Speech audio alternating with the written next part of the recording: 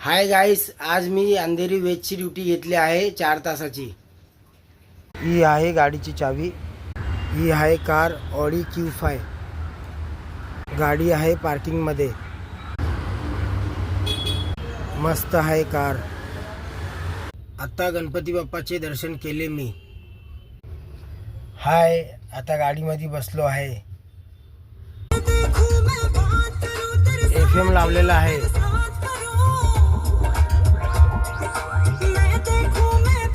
आता आलोय सरांना घेऊन प्रॉफिट मार्केट मध्ये। मार्केट आहे।